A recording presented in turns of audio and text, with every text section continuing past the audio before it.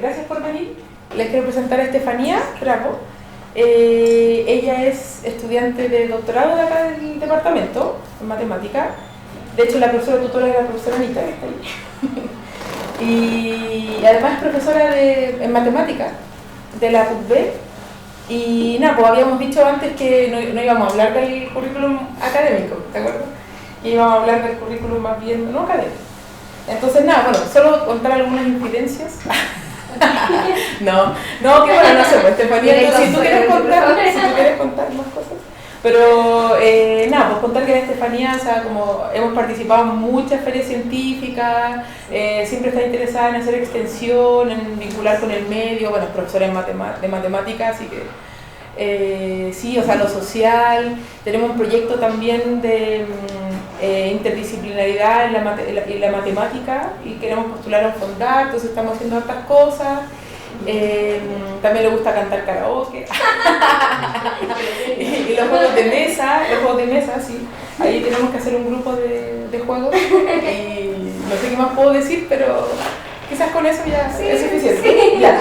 Y nada, bueno, espero que les guste la charla y hagan preguntas, las que tengan. Es para ustedes el seminario. Bueno, gracias Leslie por la invitación. Hoy día quiero compartir con ustedes una pequeña investigación que realicé el año pasado sobre el tangrama como recurso didáctico en el aula. Okay. El itinerario de la charla es más o menos este. Primero la motivación, ¿se ve bien, cierto? ¿Sí? La motivación de la actividad, el enfoque educativo que quise darle a cada una de las actividades, el qué y el porqué del tangram y algunos ejemplos de actividades que se pueden realizar dentro del aula según los programas de estudios aquí chilenos. Bueno, y las conclusiones y referencias respectivas. Ya. Bueno, por mi parte yo me defino como matemática, geómetra, profesora y difusora, muchas cosas. Y por eso siempre estoy en la búsqueda de herramientas didácticas para fomentar tanto el aprendizaje de conceptos geométricos como para fomentar el aprendizaje de la motivación en los estudiantes, ¿sí? Entonces, el año pasado, durante el campamento Matea, de los que he participado desde el principio, la profesora Anita me planteó el desafío de analizar el tangram desde una perspectiva más pedagógica. Y, por supuesto, creo que esta era el... Bueno, y porque, por supuesto dije que sí, porque el tangrama, aparte de ser un juego clásico que probablemente nuestros papás tuvieron acceso, es una herramienta que también nos permite manipular, y también me acordé un poco de este caballero Froiland, que es un caballero que es matemático y ha hecho muchos aportes en la didáctica, que habla sobre la manipulación y lo importante que es el aprendizaje de la geometría. Ya. Bueno, el enfoque que quise darle a estas actividades fueron principalmente tres. Primero, con respecto a la diversidad, como ya les había contado, utilicé un marco teórico geométrico, en particular el de Van Gil, y el trabajo colaborativo. Voy a hablar de cada uno de estos puntos, ¿sí? En primer lugar, la diversidad. Bueno, aquí tenemos un tema para largo, de hecho podemos estar un año entero haciendo 2 ramos sobre diversidad porque es algo tan amplio y yo creo que es lo más complejo de abordar en nuestra aula, porque tenemos diversidad de género, social, socioeconómico, un montón de puntos sobre lo cual abordar la diversidad. Bueno, y nuestro deber como profesores es responder ante estas individualidades y participar pertinentemente según la necesidad que tenga cada estudiante, ¿sí? En particular, ¿cómo vamos a evaluar la diversidad de las actividades? Según la diversidad cognitiva. Pero con esto no me refiero a que un estudiante tenga más capacidad que otro o lo catalogue como tonto, no tiene nada que ver con eso. Sino me refiero a que durante el transcurso de una actividad, en un tiempo T, distintos estudiantes van a estar en distintos niveles de razonamiento. O sea, por ejemplo, si planteo una actividad, puede ser que a los 10 minutos un estudiante ya la haya resuelto, en cambio otro estudiante que está recién experimentando para poder darle respuesta, ¿sí? Entonces, ante esta diversidad es la que yo quiero responder, una diversidad en el tiempo T, ¿sí? Entonces, para esto leí un artículo del caballero Murillo que nos plantea bastantes sugerencias con respecto a cómo abordar esta diversidad cognitiva. Sí, primero él sugiere que toda actividad debe iniciarse con un problema abierto. vamos a entender como problema abierto a un problema que tiene un enunciado corto, que la idea es que fomente el pensamiento reflexivo y que no sea algo que simplemente tenga una respuesta automática, ¿sí? Algorítmica. Entonces, ¿qué plantea? Que después de este problema abierto, el estudiante, al enfrentarse a este problema, hay muchas opciones. Puede que él tenga las herramientas para resolverlo, puede que no. Y aquí surgen dos nuevos conceptos, que es las ayudas progresivas y las diversificaciones. Las ayudas progresivas hablan de cuando el estudiante o solicita ayuda o bien no obtiene una solución correcta, entonces el profesor tiene la necesidad de articular en la actividad, ya bien con una pregunta de evolución, recordando alguna definición, etc. Y luego lo que son las diversificaciones, que es cuando ya el estudiante ha completado la actividad, entonces se le plantea una nueva actividad que ya sea de aplicación o de conclusión, de síntesis o de generalización de la actividad inicial. Entonces estas ayudas progresivas y diversificaciones lo que generan es un itinerario distinto de resolución para cada estudiante. Bueno, dentro de este artículo clasifican las actividades según el grupo de competencias del informe PISA, ¿sí? Que son 3 clases. La primera clase, que es la reproducción y procedimientos rutinarios, o sea, algo más de ejercicio, más algorítmico. La segunda clase, que tiene que ver con las conexiones, integración, aplicación, etc. Y la tercera clase, que tiene más que ver con el razonamiento y la argumentación. Por ejemplo, aquí tenemos 3 ejemplos de actividades, de itinerarios, al resolver una tarea T que es de clase 3. ¿Sí? Soy de pequeño, pero venía preparado para esto. ¿Hice un zoom? Ya, bien, resultó. Venía preparado para esto. Entonces, por ejemplo, el estudiante 1, me voy a mover sin hablar para que no se ya.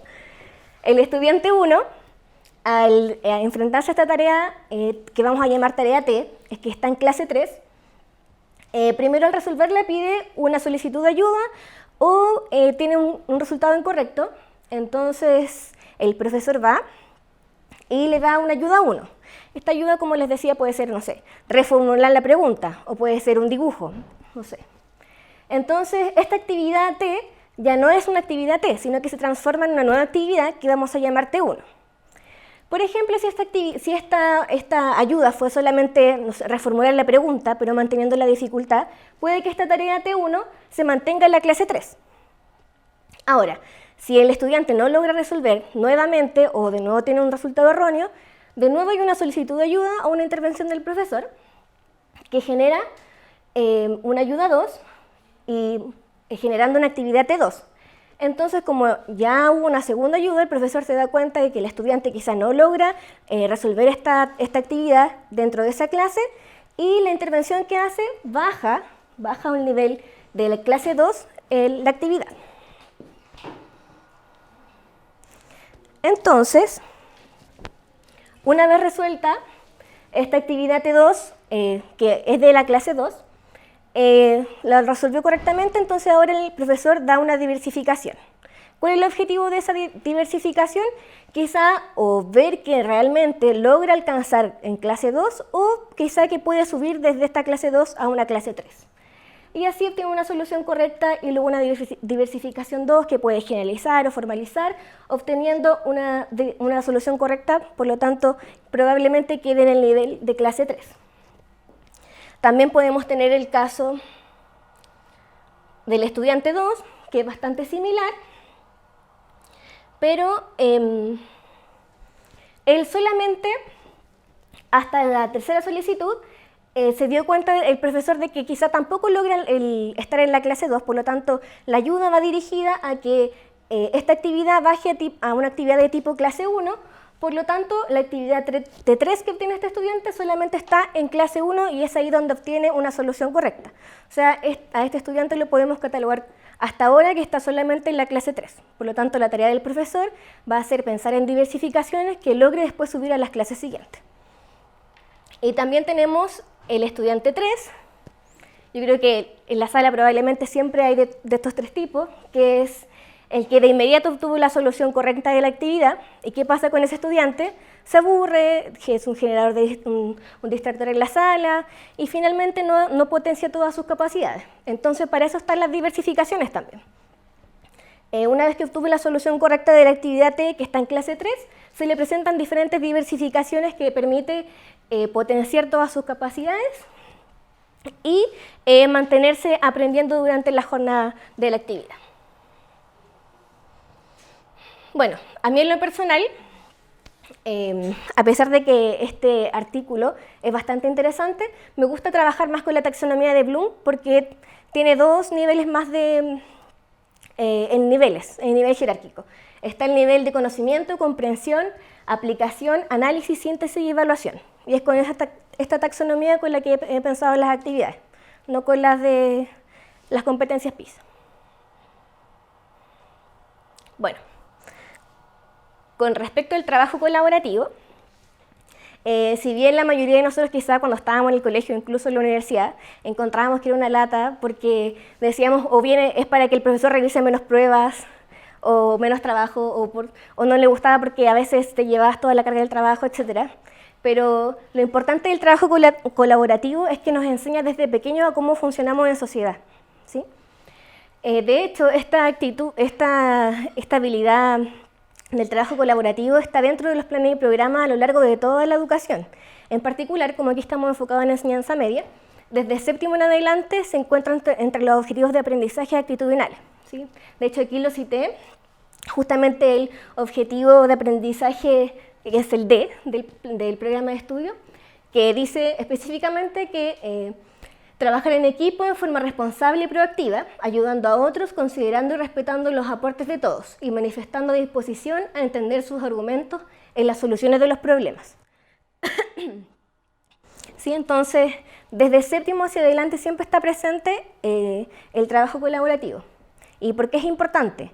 Porque entre muchas ventajas, algunas de ellas son la interdependencia positiva, la responsabilidad grupal e individual, fomentamos tanto la responsabilidad personal como dentro del mismo grupo los compañeros le exigen a su otro compañero que responda a las actividades del equipo por los roles que hay.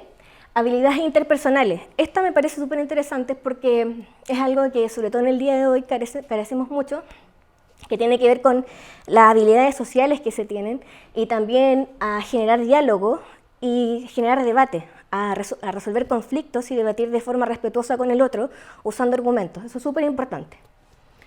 Y finalmente una interacción estimuladora que genera un círculo virtuoso en donde tanto hay una evaluación grupal como una autocrítica constructiva tanto a mí mismo y también la crítica hacia mis compañeros constructiva porque sabes cómo trabaja el resto. Bueno, y con respecto al marco teórico, ocupé el teorema el marco teórico de Van Gil, estoy rayada con la matemática, el modelo de Van Gil. ¿Y por qué? Porque a pesar de que es bastante viejito, es bastante simple de explicar y de aplicar, ¿sí? Y también porque es específicamente geométrico. Bueno, lo que dice el modelo de Van Gil es que durante nuestra vida tenemos distintos niveles de razonamiento geométrico, cómo entendemos la geometría a lo largo de nuestra vida. Y identifica 5 de estos niveles de razonamiento. El primero es el de reconocimiento o visualización, en donde simplemente vemos una forma como un todo, ¿sí? No vemos partes ni identificamos cosas en particular, solamente vemos un todo.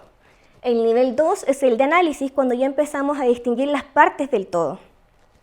El nivel 3, que es el de deducción informal u orden, es cuando ya podemos entender las propiedades de un objeto y viceversa, un objeto por las propiedades. El nivel de deducción es cuando ya somos capaces de demostrar o argumentar lógicamente las cosas geométricas.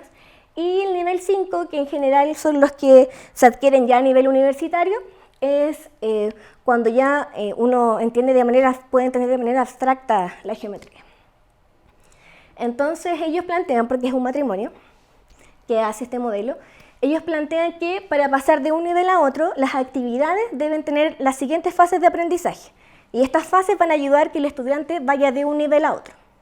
Entonces, la primera fase de la actividad de aprendizaje es la información. Es en donde el estudiante tiene contacto con el concepto con el cual va a trabajar y también recuerda los conocimientos previos. La fase 2 es la orientación dirigida, que esta es bastante importante porque tiene que ver con las preguntas intencionadas que hace el profesor. O sea que el profesor diseña una actividad que sea intencionada para ciertos conceptos, ciertos objetivos. Y por supuesto aquí es donde el estudiante empieza a explorar. La fase 3 es de explicitación, cuando el estudiante logra, tanto de manera escrita u oral, de decir sus conclusiones o sus resultados obtenidos. La orientación libre busca, que es la fase 4, busca que el estudiante pueda aplicar o pueda generalizar o sintetizar lo que aprendió en la actividad anterior, en la explicitación. Y la fase 5, que es la integración, que puede ser de síntesis o de institucionalización.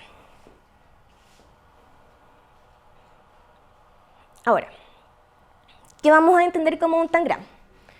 O tangrama. El tangrama va a ser un puzzle o rompecabezas que está formado por un conjunto de piezas poligonales que se obtienen al fraccionar una figura plana y pueden acoplarse de diferentes maneras para construir distintas figuras. O sea, no solamente está el tangrama tradicional, también tenemos el cardiotangrama, que tiene forma de corazón, el tangrama huevo, el hexatangrama. Hay un montón de tangramas que pueden ser usados para diferentes finalidades que es el profesor, ¿sí? Con el que vamos a trabajar es el más común y se presume que es el primero de ellos, es el tangrama chino, ¿sí?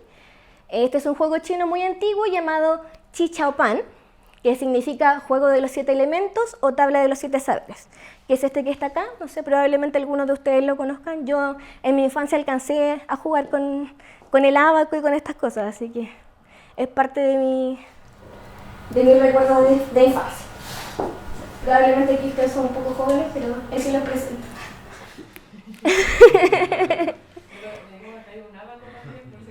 Sí, bueno, de hecho también voy a hablar sobre el ábaco. Ahora, ¿por qué elegir el tangrama sobre otras cosas? Primero, es súper sencillo de elaborar o también de conseguir. Todavía lo venden en algunas librerías a 500 pesos, súper fácil. Y también se puede hacer con un papel lustre. De hecho, todas las actividades que hemos hecho acá con un papel lustre que es cuadrado, hacemos los tangramas. Permite el trabajo colaborativo porque como tiene varias piezas, entre varios alumnos los pueden manipular y jugar con ellos. Es un recurso polifacético. Y estos dos puntos son importantes porque tiene que ver con la manipulación, ya que la manipulación favorece la transición a distintos niveles cognitivos. Ya voy a hablar un poco más de eso. Y también favorece la comprensión de la conservación del área. Este punto es súper importante. A pesar de que yo soy fiel a vieja escuela, que me gusta el tangrama en concreto, en papel, ya sea en madera, etc., también hay varias plataformas online con las que se puede jugar, que pueden complementar las actividades, ¿sí? Una de esas es la que está ahí linkeada, que es esa que está ahí, ¿sí? Los que les interese le puedo dar después el link, que está en la plataforma GeoGebra, probablemente varios la conocen. Y bueno, con respecto a la manipulación, hay varios artículos que hablan de esto, ¿sí? Ahí puse 2 de referencia, pero principalmente lo que habla es que las representaciones de origen sinestésico o sensomotoras lo que ayuda es que el cerebro trabaje con menos carga cognitiva. O sea,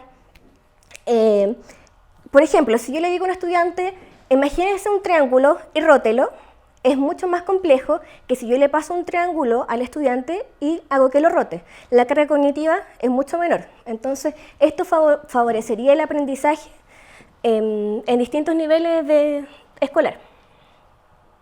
Por otra parte, un tema súper complejo que tiene que ver con la conservación del área, que lo trabaja el tangrama, que es estudiado por muchos... Sí, una consulta sobre eso de la carga cognitiva. ¿Eso en algún momento debería algún alumno poder imaginarse un triángulo y rotarlo? Sí, de hecho la idea es llegar a ese razonamiento. Exacto, a través de manipulación, sí. Por eso es que, si te fijas en el modelo de Van Gil, hay como diferentes etapas de este razonamiento geométrico. Entonces hay una etapa en que yo necesito tener como tácticamente, o sea, como manipularlo, pero después de esa manipulación probablemente para mí sea más fácil imaginarlo, ¿sí? Como a eso se refiere. Bueno, y con respecto a la conservación del área, bueno, retomando lo que tú me dijiste y también retomando un poco el tema del ábaco, también leí un estudio de por qué los niños orientales en nivel básico tenían mejores resultados en las pruebas de matemáticas. Y se hicieron estudios con tomografía y todo, que al estudiar, los niños estudiaban con ábacos, entonces esto hacía que la carga cognitiva fuera menor y que esa transición fuera mucho más pausada y hacía que tenían después más habilidad en la matemática. O sea, un elemento que para nosotros es como un poco prehistórico, como es el ábaco, sí tuvo una carga importante. No, sí, una pregunta, pero ¿a qué se refiere con que la carga es menor? Porque está diciendo que como la carga es menor, la transición fue más fácil y como que resultado. Claro, porque claro. Con la carga menor. Como te decía, por ejemplo, imaginarse, no sé, si estás contando, con respecto al ábaco, si estás contando y dices, no sé, 1, 2, 3, 4, en cambio si yo tengo las pelotitas del ábaco, sí, por aquí también pueden ser los porotitos, es mucho más sencillo porque puedo manipular y no tengo que retener el número en la cabeza, ¿me entiendes? Es como lo que tengo que pensar, entre comillas, es mucho menor. Bueno, y tomográficamente, o sea, hicieron tomografías que veían que se activaban zonas del cerebro mucho más amplias que podían relacionar la imagen con el número y así hacían más conexiones y quizá por eso era más fácil. Sí, sobre lo mismo, uno podría usar el mismo argumento para las plataformas digitales, pero me imagino que es peligroso porque yo creo que ahí hay una componente que el tacto es otro medio de percepción finalmente, entonces yo creo que no es equivalente usar el mismo argumento para usar una plataforma digital para manipularlo, aunque reduzca la carga cognitiva, pero debe haber otro. Sí, por eso es que hablaba de cosas sinestésicas o sensomotoras. De hecho, bueno, hay estudios que están todavía en pañales, que en realidad todavía no vamos a dimensionar hasta quizás 10 años más, lo que realmente causa las plataformas o el mundo digital en nuestros niños, en las generaciones pequeñas de ahora. Porque hay varios estudios donde las neuronas no funcionan de la misma forma, prácticamente está casi dormida cuando se enfrenta a una plataforma digital, que es totalmente distinto a cuando manipula, ¿sí? Pero los estudios con respecto a eso están en pañales y no hay nada concreto, probablemente en 10 años más vamos a tener resultados sobre eso. Pero ¿no se pensó que quizás la manipulación del ábaco tuvo que ver? Porque manipular un ábaco o una regla de cálculo no es tan sencillo como uno cree, hay que aprender. ¿No se pensó que a lo mejor aprender eso lo felicitó para tener una mejor capacidad cognitiva matemática? En vez de reducir la carga cognitiva, que haya sido el aprendizaje del instrumento. Bueno, no lo sé porque el estudio ese del ábaco con el que yo comentaba, simplemente lo que hacía era conectar, era un poco más biológico, de cómo funcionaba el cerebro al enfrentarse a un proceso matemático con ábaco y sin ábaco. Ahora no sé si quizás puede que tú tengas razón, que tiene que ver con el uso del instrumento, tal como nosotros relacionamos con los porotitos, eso no lo sé, pero sí sé que tiene que ver quizás con esta manipulación sensomotora. Ahora, ¿de qué forma? Si es por la manipulación o por contar aprendiendo de esa forma, no lo sé, porque solamente el estudio hablaba respecto a esta relación más neurológica. En parte la motivación de este tipo de actividad la hemos descubierto experimentalmente, porque cada vez que uno quiere enseñar un concepto, si primero parte con juego, obviamente en el colegio es medio complicado, tienes 40 alumnos en una sala, pero en situaciones ideales como el campamento, Estefanía ha hecho actividades de origami, y muchos conceptos los aprenden mucho más fácil al estar tocando. Como ella decía, hay estudiantes que tienen distintas aproximaciones al conocimiento, entonces hay algunos que a lo mejor inmediatamente sacan la abstracción y no necesitan, y de hecho se tupen si lo haces cortar con tijera. Pero o sea, lamentablemente no hay receta, pero este es un approach y parece ser que tocar y jugar puede ser. Bueno, y con respecto a ese mismo punto, estos dos artículos hablan sobre eso. Araya sobre inteligencia matemática y Herrera de Giro, de un juego que tiene que ver con polígonos, ¿sí? como bombillita y todo, va en la misma línea y habla sobre eso, que la manipulación y todo lo que es sinestésico, sensomotoro, aporta, reduce el nivel cognitivo, y también yo creo que es súper importante que fomenta la motivación en los estudiantes, ¿sí? Que yo creo que es mucho más entretenido para un estudiante manipular estas cosas que la profesora le esté dando fórmulas en la pizarra, ¿sí? De hecho, sobre este último punto es la Piaget. Imagínense, en el año 70 ya tenía teorías al respecto que tiene que ver con la conservación del área, ¿sí? Que finalmente es lo que la conservación del área es tan importante en el pensamiento preadolescente y adolescente que marca el cambio entre el pensamiento prelógico y el pensamiento lógico, así de importante es. Entonces, en un artículo él comenta, de hecho en el año 70, que cuando el profesor define el área simplemente sin explicar realmente qué es lo que es o sin haber tenido una aproximación antes, que el estudiante general no comprende finalmente lo que es el área en sí, sino que simplemente lo asocia a una fórmula matemática y no tiene una comprensión del área. Por lo tanto, la conservación del área no es algo que adquiere, ¿sí? Y cuesta más pasar de este estado prelógico al estado lógico, ¿sí? De hecho, ayer mismo cuando estaba ensayando esto leí un artículo que hablaba que los estudiantes que tienen problemas de conceptos de áreas, que tuvieron problemas de conservación de áreas en la escuela, después en la universidad tienen problemas con las integrales, porque finalmente es lo mismo. Bueno, algunos ejemplos de actividades de aprendizaje. Bueno, antes de dar ejemplos, no sé si alguien quiere hacer otra pregunta. ¿No? Ya voy a continuar entonces. Entonces, algunos ejemplos. Voy a partir con lo básico, con el primer curso al cual estamos apuntando, que va a ser parte de la media. El año 2026 creo que ya empieza a ser de la media. Entonces, séptimo básico en el eje de geometría. Los materiales simplemente va a ser un papel cuadrado, que puede ser un papel lustre, y las tijeras. El objetivo de aprendizaje es inferir propiedades geométricas en el tangram. La habilidad que vamos a estar aplicando según los planes y programas de Chile, ¿sí? La página de currículum escolar, es el OAE, objetivo de aprendizaje, que es explicar y fundamentar soluciones propias y los procedimientos utilizados, resultados mediante definiciones, axiomas, propiedades y teoremas. Los contenidos previos, ángulos exteriores o interiores, triángulos cuadriláteros, áreas de un cuadrado y un rectángulo, líneas como las perpendiculares, paralelas, bisectrices, altura de los triángulos y cuadriláteros, diagonales también, puntos como el punto medio de un segmento, etc. Y la actitud, el objetivo de aprendizaje actitudinal va a ser el D, que es el que ya les había leído, que era el de trabajo en equipo. Entonces, la primera actividad se basa principalmente en construir el tangrama. O sea, ya construir el tangrama puede ser una actividad en sí que podemos sacarle mucho provecho. Entonces, la actividad comienza con la reseña de la leyenda del tangrama. Entonces, dice que hay una leyenda sobre la creación del tangrama. Dice que un sirviente de un emperador chino llevaba un mosaico de cerámica muy caro y frágil y tropezó rompiéndolo en pedazos. Desesperado, el sirviente trató de formar de nuevo el mosaico de forma cuadrada, pero no pudo. Sin embargo, se dio cuenta que podía formar muchas otras figuras con los pedazos. Esa es como la leyenda que está relacionada con el tangrama chino.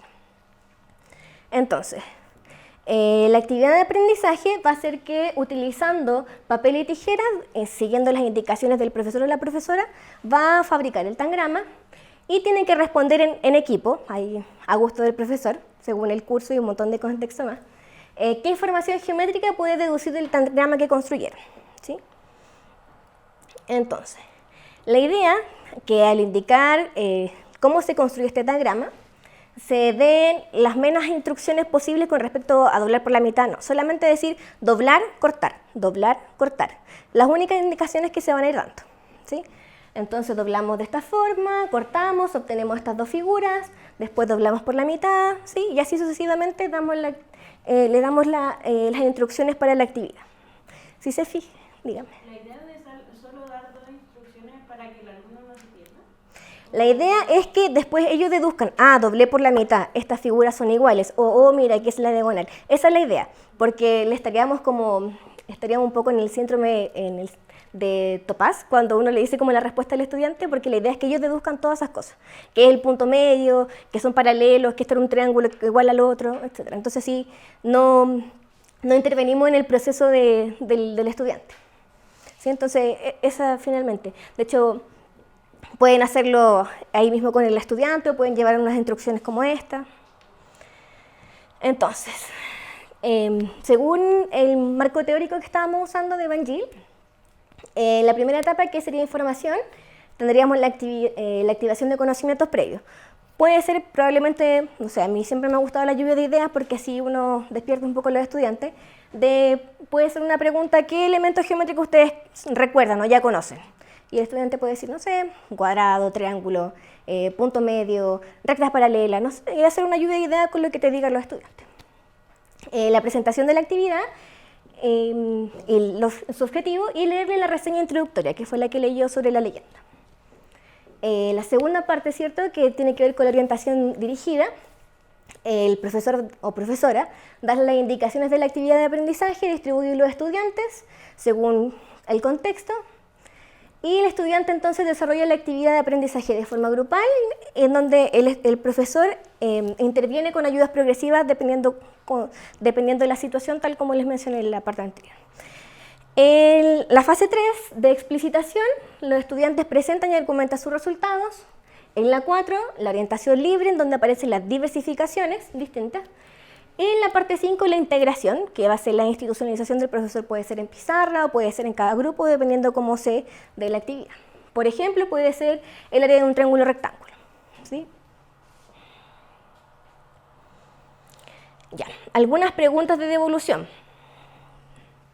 Ojo que estas mismas preguntas de devolución nos van a servir al momento de planificar para hacer los indicadores de logro, ¿sí? Entonces, por ejemplo, durante la construcción del diagrama, ¿qué elementos geométricos pudiste identificar?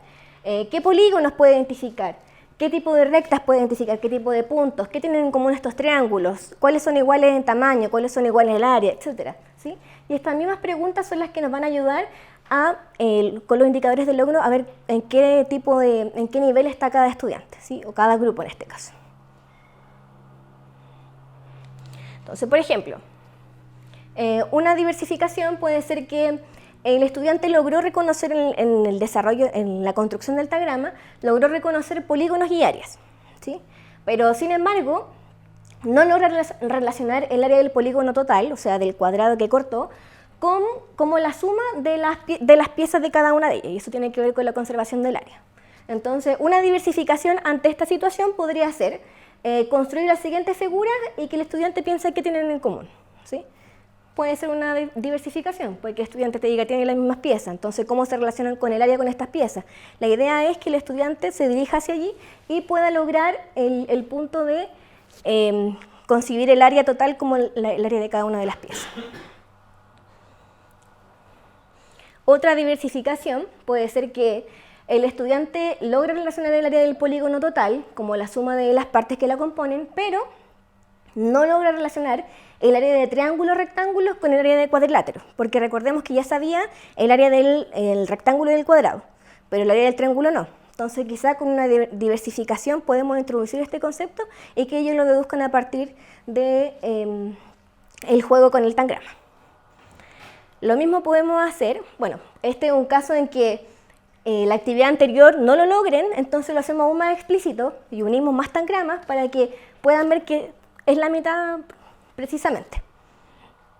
Podemos hacer lo mismo con los paralelogramos para deducir las áreas del paralelogramo, lo mismo con los trapecios. Y si nos fijamos en el programa de estudio de séptimo, que se ve un poco mal,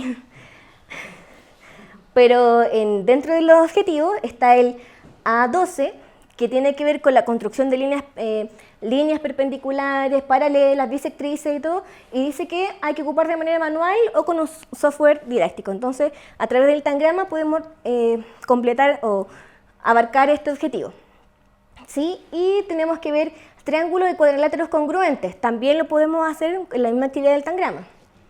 Para el OA13, el objetivo de aprendizaje 13, en séptimo, dice desarrollar y aplicar la fórmula de áreas, triángulos, paralelogramos y trapecios, que son las diversificaciones que presentamos anteriormente. Entonces también nos sirve para abordar este objetivo.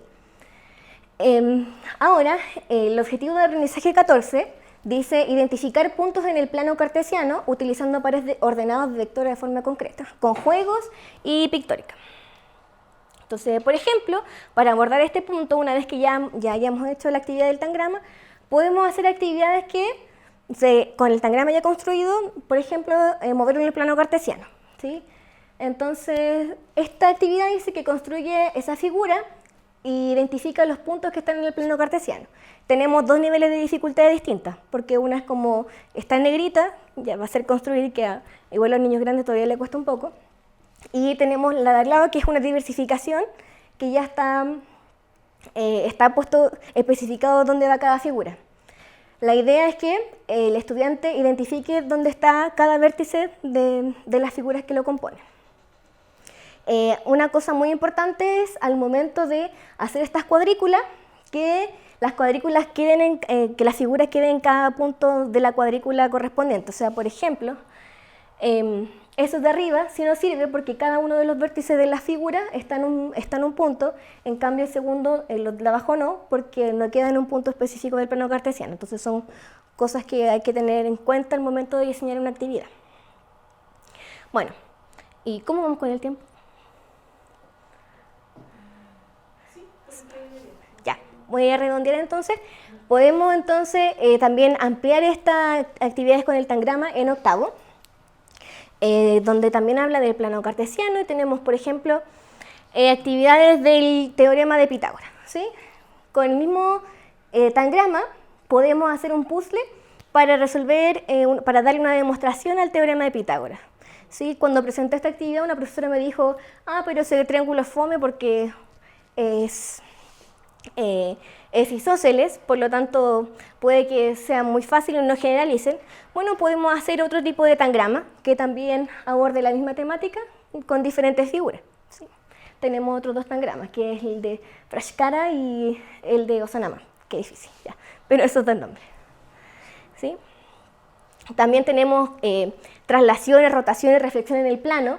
Podemos, para el objetivo de aprendizaje de octavo, el 14, a partir de disponer estas figuras dentro del plano, le pedimos formar una figura, tiene que indicar qué rotación, reflexión o traslación debe hacerle a cada uno de los polígonos para formar la figura.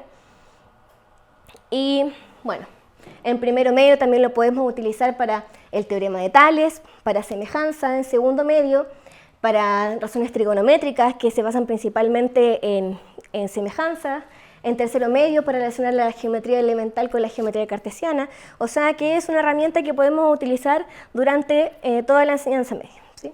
Me falta ver dónde se puede aplicar en cuarto medio, todavía no se me ocurre, estoy trabajando en eso, ¿sí? Pero sí, ahí podemos ver que es una herramienta súper polifacética que podemos desde la construcción y aplicarla durante toda la enseñanza media como una herramienta manipulable para aprender conceptos. Entonces, algunas conclusiones es que tengo que aplicar la actividad y hacer el análisis, a ver qué tan bueno es. Bueno, igual ya hemos aplicado algunas cosas en el campamento Matea, pero ahora que tenemos un marco teórico, vamos a buscar un contexto en donde aplicarla. Y seguir en la búsqueda de recursos didácticos, porque es mi misión como matemática, difusora y geómetra.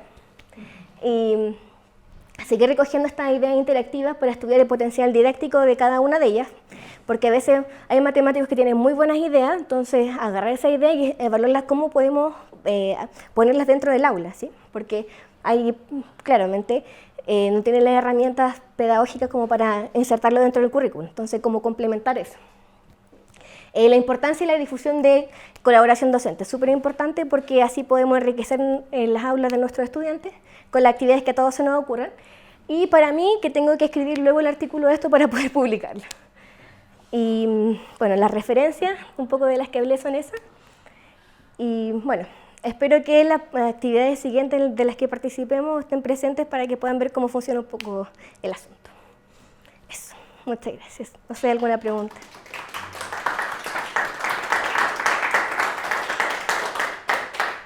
Entonces diría que la edad óptima sería como séptimo básico, sexto, séptimo para introducir este juego. Sí, o sea, no es exclusivo en verdad, pero lo ideal sería que desde séptimo, ya que empieza a reforzar los contenidos de área de triángulo, paralelogramo y trapecio, que es donde se enmarca esto. Pero, por ejemplo, uno puede hacer igual actividades con el tangrama ya hecho y se puede enfocar en otro tipo de actividades como la que estábamos ahí, como mover en el plano cartesiano, etc. O sea, puede ser tanto unido como separado. ¿Sería viable hacerlo para niños de tercero básico, cuarto? De hecho, bueno, yo, mi mención de pedagogía es enseñanza media, entonces no tengo tantos conocimientos en la enseñanza básica, por eso es que no me arriesgué a meterme por ese lado. Pero de hecho, cuando hacemos las actividades del Mateo en difusión, en general el tangrama está enfocado para los niños más pequeños, porque es donde uno quiere empezar a introducir esta conservación de áreas y de figura, manipulación, entonces probablemente se pueden hacer bastante actividad en enseñanza básica, entonces los que tengan el conocimiento los invito a hacerlo, porque es un tema súper interesante. Yo no lo he hecho porque en verdad no tengo las herramientas simplemente. No me he atrevido. Igual puede quedar como experiencia. Sí.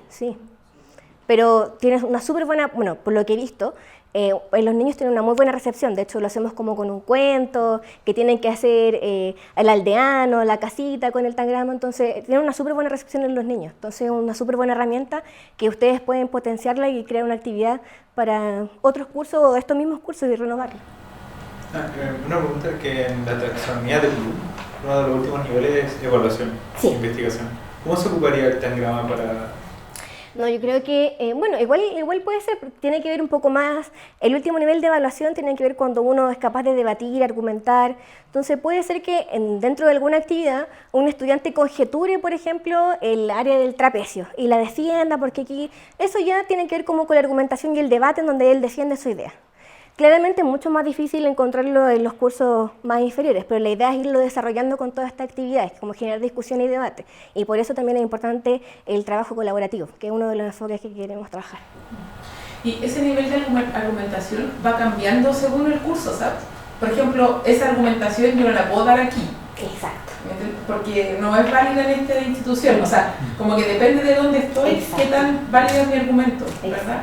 Porque en el colegio sí podría ser válido decir, bueno, este trapecio y mi área, mi fórmula funciona en este, claro, y dar un ejemplo con un trapecio particular. Claro, son más pruebas visuales que se llaman. Claro. Si uno quiere hacer eso en la universidad o en esta facultad, digámoslo así, para contar, no... Sí. ¿Cierto? O sea, no va a funcionar. Pero entonces ahí como que la argumentación va cambiando de... Sí.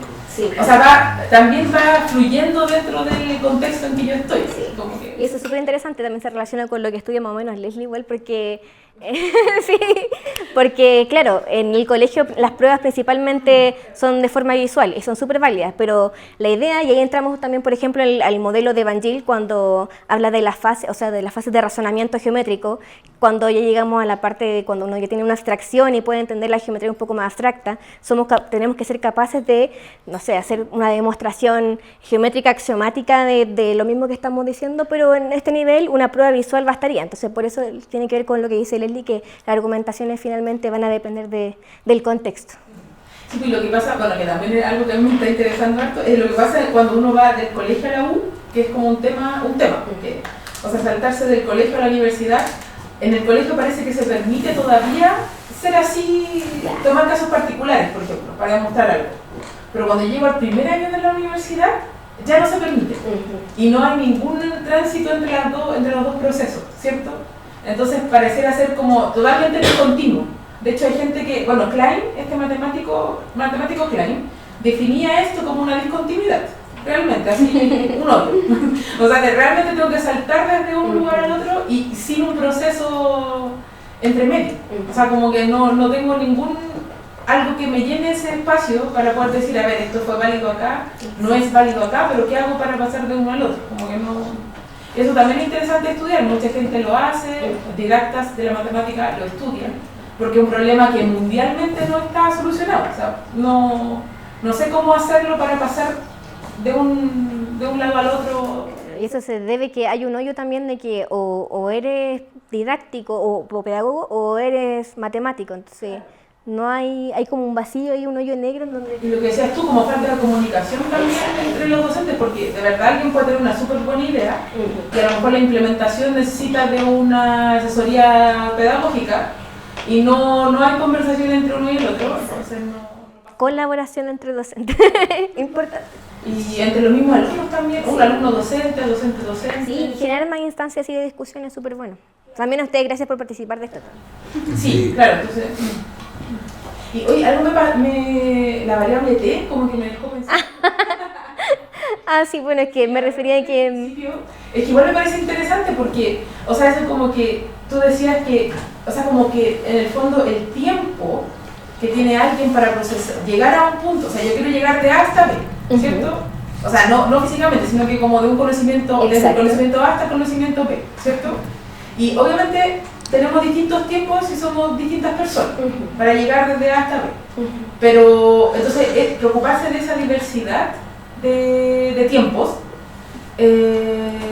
como que me pareció súper interesante porque, de hecho, con Víctor habíamos comentado, no sé si lo puedo decir, dilo tú.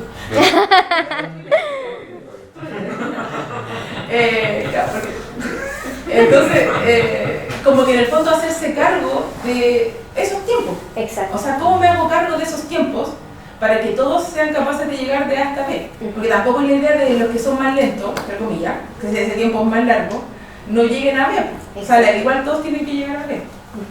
Y eso entra en la idea también de las diversificaciones, porque este como itinerario nos permite que todos cumplan con lo básico del currículum y que también los que puedan potenciar más lleguen más allá, perfecto, súper, se potencia todas esas capacidades, pero también con esta diversificación lo que busco es que quizá tenga que dar con alguno una vuelta más larga, pero que logre por lo menos en todos una base, un nivel que cumpla con lo mínimo del currículum esperado.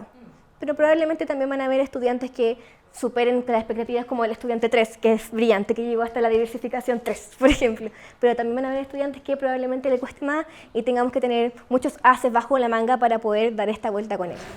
Sabes que lo que me pasó justamente, digamos, tener una conversación que tuvimos hace tiempo y que es algo que me pasó hace como 2 o 3 años, ¿ya? Donde por casualidad me tocó, o sea, sí, me tocó hacer una clase como de nivelación de geometría, justamente tenía que ver con ubicar puntos en el plano cartesiano y hacer figuras y rotaciones, en fin, en el plano cartesiano. Entonces era ese nivel de colegio y con un grupo de alumnos más o menos diversos, ¿ya? Entonces era como una clase de nivelación.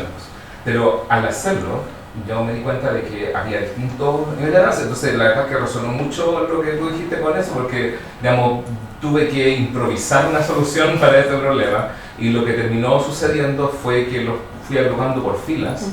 Entonces en la fila de más a la izquierda estaba la gente que todavía estaba pegada con la versión inicial del problema que yo había propuesto, las personas que lograron esa parte se movieron físicamente al medio de la sala y les puse un desafío más completo y más elaborado. Y tenían distintas preguntas acá en la pizarra y cada fila sabía qué parte de la pizarra tenía que mirar. ¿Ya? Ahora esa fue una improvisación, pero la verdad es que me da mucho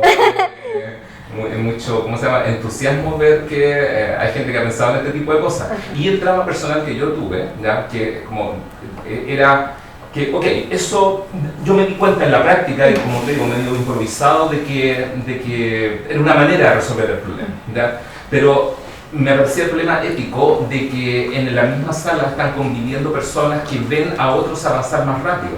Y eso me imagino que también hay que hacerse cargo de alguna forma cómo manejarlo. Bueno, yo creo que finalmente nuestra labor es que, primero que todos aprendan, que es lo más complejo, y hacerle entender al alumno de que nadie es tonto. Así que todos aprendemos de manera distinta. Igual creo también un poco en la teoría de la inteligencia, que algunos son un poco más visuales, etc. Entonces, si finalmente logramos que todos los estudiantes aprendan un concepto, no sé, por ejemplo, el área de un triángulo rectángulo, quizás está en un nivel más básico de lo que se esperaba en la actividad, pero todos lograron eso mismo, cuando el momento de la institucionalización, mi conclusión del curso va a ser ese, el área del triángulo. Entonces, después a otra actividad, lo que quiero es subir de ese nivel y así sucesivamente. Entonces todos los estudiantes van a quedar con que lograron aprender ese objetivo. Entonces como que a eso finalmente apuntamos, de que de todos vamos a aprender algo. ¿Sí? Y no, y que al final en una sala, si no hubieses hecho todo eso, igual siempre alguien aprende más rápido que yo. Entonces como que al final ese problema está como en variantes. Es como que siempre existe. Claro. Sí, y por eso es que es importante que igual pensar en todas estas diversificaciones y versiones A, B y haces bajo la manga tampoco es fácil. Entonces, por eso es que es bueno crear actividades y compartirlas con el resto, porque no todos vamos a tener el tiempo infinito de crear una actividad para tener alternativas A, B, C, C. En cambio, si todos aportamos con una actividad y la compartimos, entonces en la instancia, a la hora de tener una clase, vamos a tener todas estas herramientas que aportamos entre todos para hacer una buena clase y tener todas estas herramientas para pensar en, no sé, preguntas de devolución correcta, diversificaciones correctas para cada tipo. Porque tampoco es fácil alguien que tiene que hacer clases todos los días pensar en diversificaciones infinitas para cada actividad. Por eso es que también apunto a la importancia de compartir todo esto. Igual me queda como una duda con esto, porque si estás en una sala con 40 alumnos, ¿cómo? O sea, ya entiendo cómo es de hacer la ayuda, pero quizás como que te van a faltar manos, o sea, como que siento que quizás necesitas 5 personas en sala, o quizás los mismos estudiantes que aprenden más rápido, como que quieren dar la ayuda, porque si no es como muy abrumador el criterio. Sí, es verdad. Por eso es que dentro de la orientación dirigida, una de las labores del profesor es distribuir a los estudiantes, pues. Depende del contexto. Entonces, no sé, si tengo 15 alumnos va a ser mucho más fácil, puedo hacer grupo de 3 o pareja, todo fácil. Si son 40, quizás va a haber que hacer grupos de 5 y en cada grupo de 5, no sé, elegir a una persona que yo sé que tiene más habilidades para explicar, y ahí entra un poco también el rol del profesor de conocer a tu curso, conocer un poco cómo piensa cada estudiante, y todas esas cosas que son muy complejas dentro del aula. Sigamos la discusión en la salita del café, porque hay galletitas, y jugos y comida. Oye, se llamó la